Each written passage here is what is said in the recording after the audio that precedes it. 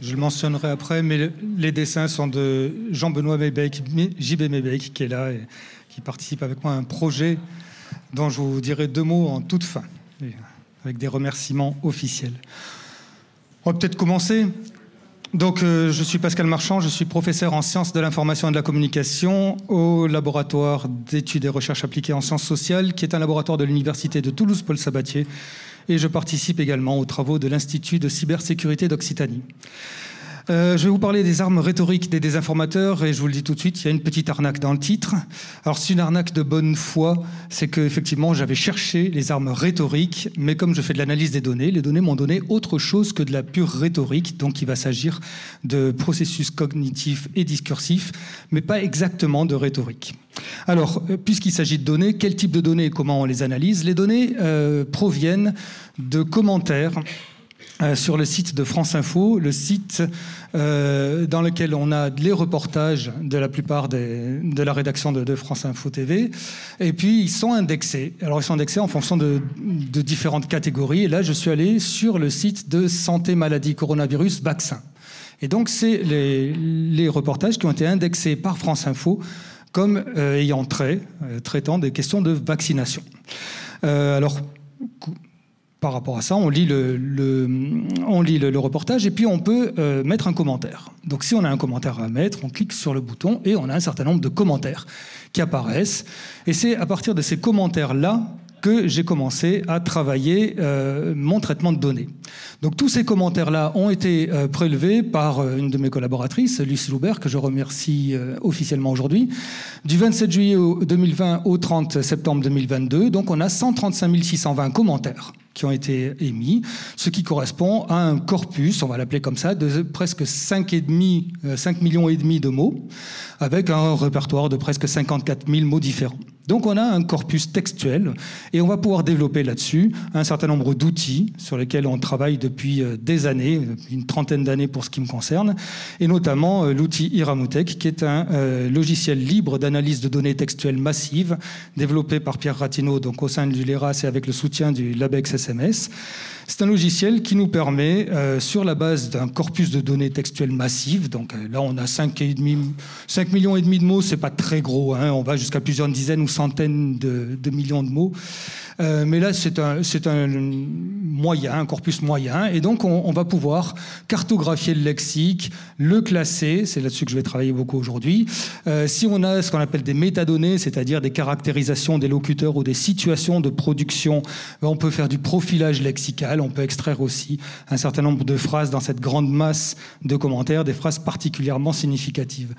Donc ce logiciel n'est pas de l'intelligence artificielle, ne fait pas des nuages de mots, c'est un logiciel de statistique simple, classique, à la papa, avec des algorithmes statistiques qui ont été inventés notamment par Jean-Paul Benzécry dans les années 60 à l'École normale supérieure de Saint-Cloud à l'époque, qui maintenant est à Lyon. Alors, ce qu'on va faire aujourd'hui, c'est de la classification lexicale. Alors, cette classification, comment ça marche? On prend le grand corpus de données textuelles, et puis, on va demander à l'appareil de nous définir des classes thématiques là-dedans. Alors, imaginez que vous avez un jeu de 54 cartes qui est tout mélangé, que vous voulez le trier. Eh bien, vous allez d'abord mettre les rouges d'un côté, les noirs de l'autre, et puis vous allez prendre dans la classe des rouges les cœurs et les carreaux, dans la classe des noirs les piques et les trèfles, et puis après, dans chacune des classes, vous allez mettre les figures et les chiffres, et puis vous pouvez comme ça augmenter le nombre de classes en fonction de critères que vous vous êtes donnés. On va faire exactement ça. La seule chose, c'est qu'on n'a pas de critères a priori. Donc le seul critère qu'il y a, c'est un critère statistique. Et on va trier, mettre dans les mêmes classes des segments de texte, des paragraphes, des commentaires qui puissent dans les mêmes lexiques. Et donc c'est des matrices en 0 à 1, en gros, qui croisent le lexique, sur lequel on opère un certain nombre d'opérations linguistiques d'ailleurs. Donc ce lexique-là est croisé avec les commentaires. Et donc ça nous donne ce qu'on appelle un arbre de classification, dendrogramme pour faire savant, mais le logiciel nous restitue qu'il y a un certain nombre de thématiques qui sont mobilisées par les commentateurs en ligne des articles sur les vaccins. Et donc, notre travail en sciences humaines et sociales, à partir du moment où le logiciel a fait cette classification, c'est de l'interpréter. Et donc, on voit qu'il y a une première partition qui isole ce grand groupe-là et ce grand groupe-là, vous voyez, et puis une deuxième partition qui au sein de ce groupe-là, isole ces classes-là et celles-là, et puis qu'ensuite on peut aller jusqu'aux classes. Donc je vais essayer de vous faire une lecture rapide de la façon dont moi j'interprète ces classes. Alors c'est là que je cherchais des effets de rhétorique avec les outils classiques de la rhétorique et que je n'ai pas trouvé vraiment d'effets rhétoriques ou alors en filigrane. Par contre, il y a d'autres choses intéressantes. D'abord, si on prend cette ce premier groupe, ce premier cluster, on dit souvent, défini, on a les mots comme vaccin, virus, variant, grave, Covid, forme, maladie, effets secondaires, vaccination, ARN messager, etc. Donc un discours assez descriptif, assez factuel sur les vaccins. Qu'est-ce que c'est un vaccin? Donc c'est un discours descriptif, factuel, qui est destiné à essayer de comprendre ce que c'est que la vaccination. On peut utiliser, par exemple, le travail de Daniel Kahneman sur le système 1 et système 2, en disant qu'effectivement, ça va puiser plutôt dans le système 2. C'est un système analytique qui cherche à comprendre et à développer des argumentations logiques sur l'objet. Moi, je préfère dire aussi que c'est une valeur informationnelle. Donc c'est du discours à forte valeur informationnelle. C'est le discours, c'est Jean-Léon Beauvois et Nicole Dubois qui disent qu'on peut parler d'une fleur comme un botaniste, et puis on verra aussi, ou comme un fleuriste. Et là, c'est le discours du botaniste qui nous dit qu'est-ce que c'est qu'une fleur, sur quel principe ça fonctionne, comment ça pousse, la photosynthèse, etc. Donc un discours descriptif d'un côté, et puis un discours donc les mots Macron, politique, gouvernement, sanitaire, passe, liberté, droit, français, commentaire précédent, etc. Donc un discours qui n'est pas descriptif. C'est-à-dire qu'en gros, si je vous avais donné cette liste de mots et que je vous avais dit, à votre avis, de quoi ça parle, vous m'auriez dit, sûrement de vaccin. Mais si je vous donne cette liste de mots et je vous dis de quoi ça parle, vous allez me dire, à l'heure actuelle, vous allez me dire, oh, ça doit parler de la réforme des retraites. C'est-à-dire qu'effectivement, ce discours-là, qu'on retrouve encore une fois comme très structurant des commentaires sur les vaccins, ne relève pas directement de l'information sur les vaccins. Donc ça relève d'autre chose. Ça relève de quoi? Ça relève d'une évaluation, c'est-à-dire qu'on va placer la vaccination dans un autre cadre de référence qui n'est pas décrire les vaccins, mais qui est la symbolique qu'on va associer à ça. Et donc l'évaluation, la symbolique, on va essayer de justifier plutôt que de comprendre. On y reviendra peut-être après. Et éventuellement, si on reprend le modèle de Kahneman sur les systèmes, ça va nous mobiliser dans le système 1 de cognition, c'est-à-dire celui qui est plus intuitif, plus rapide, qui nous permet de caractériser un objet et de se positionner vite à son égard sans trop le connaître. Moi, j'aime bien rappeler donc que c'est plutôt l'attitude du fleuriste plutôt que du botaniste, chercher la symbolique des fleurs, qu'est-ce qu'on offre comme fleurs, à quelle occasion et pourquoi, quel est le langage des fleurs. Et donc, si ça n'est pas une valeur informationnelle, c'est autre chose, c'est une valeur sociale. C'est-à-dire qu'on va attribuer au vaccin une autre valeur, la valeur sociale. Tout à l'heure, il y avait Lucille Jay qui parlait de plausibilité et de raisonnement. Je trouve on peut aussi adapter son modèle ici, en disant que, vous voyez, ici, on a plutôt quelque chose qui est sur le raisonnement, et ici, plutôt sur la plausibilité dans ces termes à elle. On avait aussi ensuite François-Marie Bréon qui nous a parlé de sceptique, et il disait qu'il n'aimait pas le mot sceptique, parce que le rôle de la science était effectivement d'être sceptique, et quand on parlait de climato-sceptique, ça n'était pas des scientifiques, et c'est tout à fait juste, et c'est pour ça que moi je ne parle pas de sceptique, mais je dis que quand on exerce du doute en valeur informationnelle, on est plutôt sur la controverse et c'est du doute, alors qu'en valeur sociale, on va être plutôt sur la polémique et ça va être plutôt de la suspicion. Et donc c'est bien de différencier que d'un côté on parle des vaccins avec une possibilité de le comprendre et de le mettre en doute et de rentrer dans des controverses, et de l'autre côté, avec une valeur sociale, avec donc une justification, une symbolique. Et là, on est plutôt dans les polémiques et dans la suspicion vis-à-vis de certaines personnes. Alors bien évidemment, si le monde était bien fait pour nous, on aurait des pro-vax ici et des anti-vax là. On aurait démontré que les pro-vax sont sur l'informationnel et la controverse, que les anti-vax sont sur la valeur sociale et la polémique et la suspicion, et ça serait bien. Ça ne se passe pas du tout comme ça. Donc on va essayer de voir comment ça se passe vraiment. Alors on va voir d'abord ce petit bloc, et vous voyez qu'ici on a plutôt ce qu'on peut appeler des pro-vax. Et on va voir et on est en train d'essayer de développer des outils là-dessus, que dans ces classes-là, on a des argumentations assez violentes. C'est-à-dire qu'on a quelquefois l'idée que ce sont les anti-vax qui sont violents. Sur le site de France Info, on a une violence pro-vax vis-à-vis des anti-vax et qui est dans l'évaluation, dans la polémique, qui essaye de créer une étiquette d'anti-vax et d'associer un certain nombre de traits, y compris de traits psychologiques, à ces anti-vax. Donc, je ne vais pas du tout parler aujourd'hui de ça ni de ça, mais je le signale quand même, et je vous donne à chaque fois quelques arguments. Ce qui est intéressant pour moi, c'est que c'est la façon dont des pro-vax, disons, attribuent une valeur identitaire. Je vous ai dit que toutes ces classes-là, c'est des valeurs sociales. Donc là, c'est clairement une valeur identitaire, c'est-à-dire à partir d'une conduite individuelle qui consiste à se faire vacciner ou pas, on va élargir sur une catégorisation sociale. C'est-à-dire, c'est ceux qui sont pro-vax et c'est ceux qui sont anti-vax. Et ça, c'est quelque chose qu'on va voir très souvent chez la plupart des désinformateurs, mais éventuellement pas uniquement, parce qu'on retrouve aussi ça dans les médias, c'est-à-dire l'idée de passer d'un comportement, d'un style de comportement à une catégorisation. Ce sont des alarmistes, ce sont des rassuristes, ce sont par exemple, moi je peux dire que je suis un cisgenre neurotypique flexitarien. Voilà, c'est des étiquettes que j'ai lues et qui sont assez... Alors, je crois que je ne suis pas le seul dans ce cas et que je crois que ça n'est pas grave, mais ça fait partie de cette tendance qu'on a à essayer de coller à un acte, à un ensemble de comportements, des étiquettes sociales, ce qui va permettre de traiter ça en termes d'affrontement de groupe plutôt que de caractérisation du comportement. Alors on va le trouver bien évidemment dans ces autres classes-là, alors dont je vous dis qu'elles sont plutôt investies par des gens qui étaient opposés à la vaccination, mais que du coup je vais arrêter d'appeler anti-vax puisque je vais essayer de ne pas rentrer dans ce biais de catégorisation sociale. Alors on a une valeur là qui va être une valeur non plus identitaire mais socio-cognitive, c'est-à-dire un lien entre la connaissance et l'appartenance des gens. On dit qu'on est en conflit socio-cognitif lorsque quelqu'un nous met en porte-à-faux entre la connaissance et nos appartenances et nos affinités. Vous savez, c'est ce que les journalistes font, c'est le placard à archives de Yann Barthès, quand quelqu'un se contredit ou quand quelqu'un... Quand on met quelqu'un en face d'un argument avec lequel il n'est pas d'accord, qui a été prononcé par un de ses amis, ou quand on met quelqu'un en face d'un argument avec lequel il est d'accord, mais qui a été prononcé par un de ses ennemis. Là, on parle de conflit socio-cognitif, c'est-à-dire qu'on lie la connaissance à l'appartenance sociale de la personne.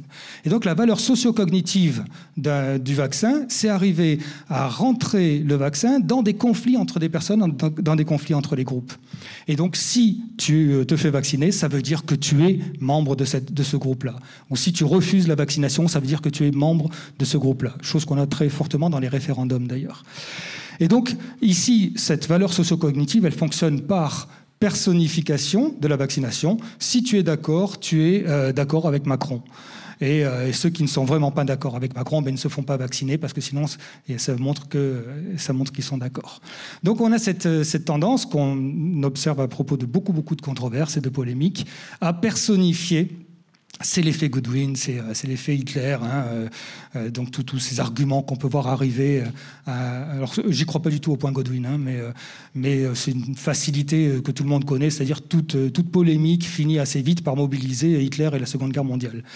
Donc l'idée, c'est ça, c'est arriver à... Alors là, il y a des effets rhétoriques, pour le coup, qu'on appelle le déshonneur par association, mais c'est-à-dire tu n'es pas honorable parce que ton comportement fait penser à quelqu'un qui n'est pas honorable lui-même.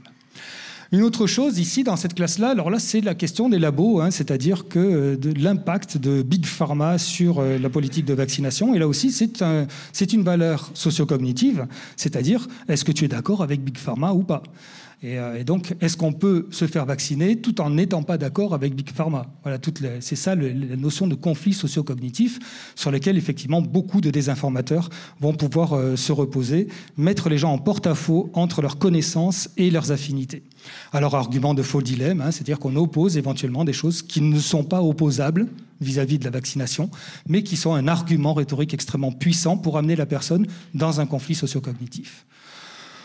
Un autre à propos des soignants, là c'est un déplacement de la controverse, c'est-à-dire on va quitter vraiment la question du virus pour qualifier vis-à-vis d'un groupe et d'un groupe consensuel. Et donc là c'est les soignants. Et les soignants avec deux angles d'attaque. Le premier c'est les soignants piliers de la République pendant la période de confinement. Et puis les soignants qui sont aussi des personnels en souffrance dans un système qui est en perte d'efficacité. Et donc il y a cette idée qu'on va mobiliser le rapport assez consensuel et une affinité positive vis-à-vis des soignants, pour arriver à mettre les gens en porte-à-faux aussi, en conflit socio-cognitif, qui est un conflit pour le coup de loyauté. Si tu veux être loyal aux soignants, etc. Et donc, on va déplacer la controverse vers de la polémique vis-à-vis d'un groupe de personnes. Je vais un peu vite, mais pour arriver aux derniers quand même, qui sont les plus puissants, le stade supérieur. Et tout à l'heure, François-Marie Bréon avait parlé de niveau. Il faut que je discute avec lui à propos du climato-scepticisme, parce que moi, je ne parlais pas encore de niveau, mais il y a peut-être, et je voudrais voir si on pouvait qualifier ce que le logiciel me donne comme différence. Est-ce qu'on peut le qualifier en niveau? Est-ce qu'il y a une gradation? Pour l'instant, je ne l'ai pas, mais le travail est en cours.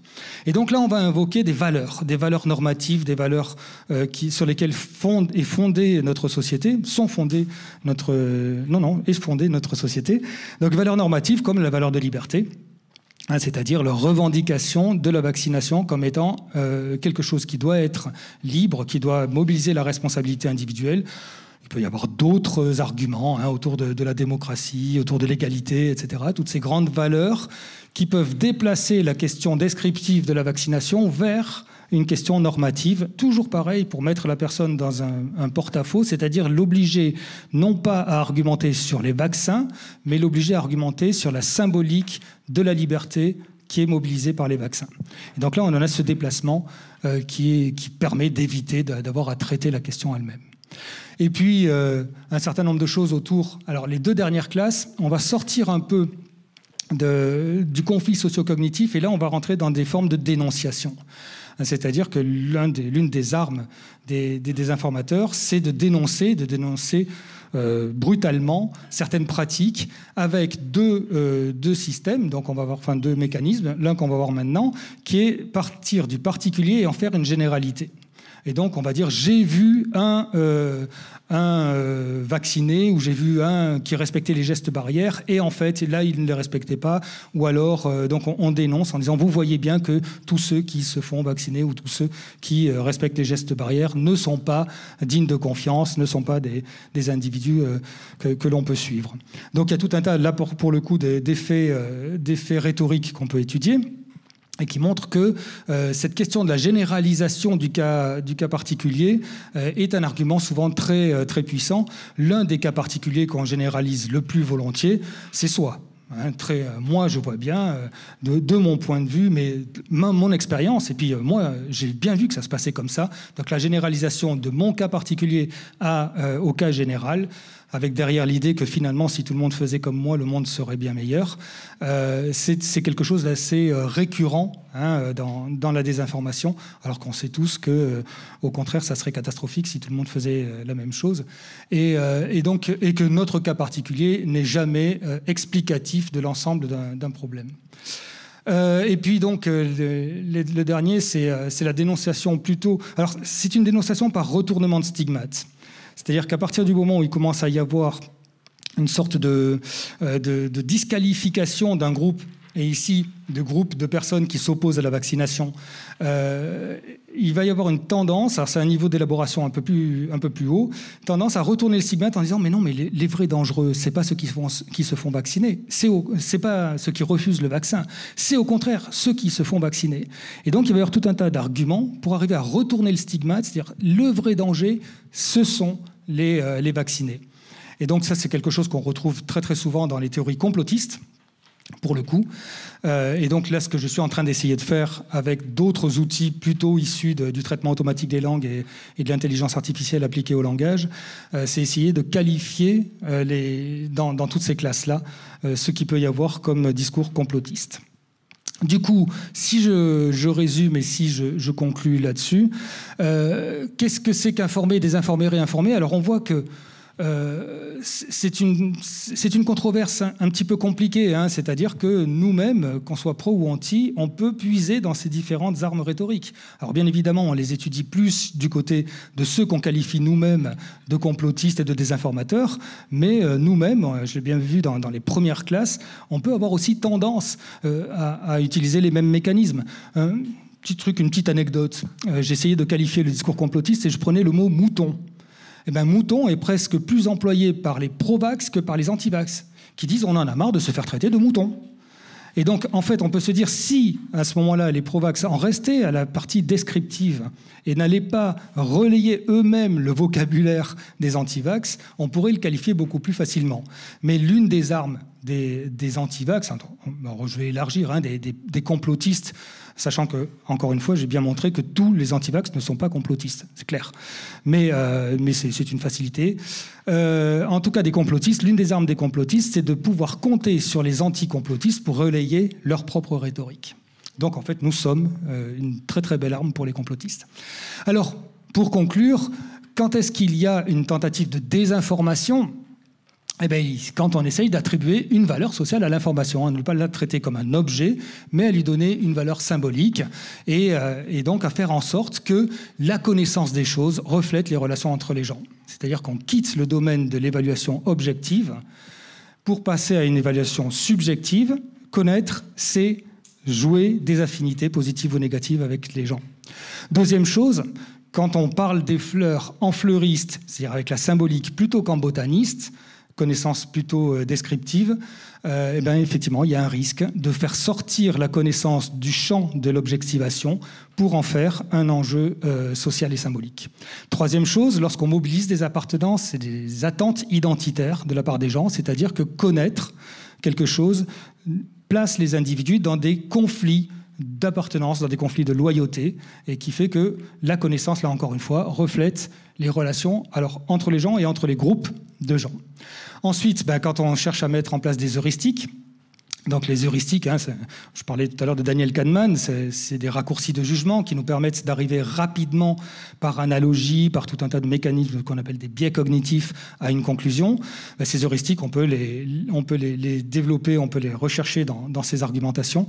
Et effectivement, on voit qu'on fonctionne par comparaison, hein, comparaison là avec Macron, comparaison avec les labos, comparaison, etc. Donc on cherche à développer des heuristiques, à globaliser le problème plutôt qu'à se concentrer sur l'objet. Là, il y a un risque de désinformation. Et puis, bien évidemment, généraliser un cas particulier qui fait intervenir un biais cognitif bien connu qu'on appelle le biais de surconfiance, qui fait aussi intervenir ce qu'on appelle l'optimisme comparatif, c'est-à-dire que les autres sont plus sensibles que moi à un problème. Et du coup, tout ça, lorsqu'on commence à repérer dans un discours cet ensemble de traits, on peut imaginer qu'on est dans une tentative de désinformation. Pas forcément de complotisme, mais en tout cas, on s'écarte de l'information factuelle et descriptive. Voilà, c'est tout. Je rappelle, je remercie officiellement JB Maybeck pour les dessins qui sont extraits d'une bande dessinée que nous sommes en train de finaliser et qui sortira, si tout va bien, et tout va aller bien, en septembre prochain. Merci.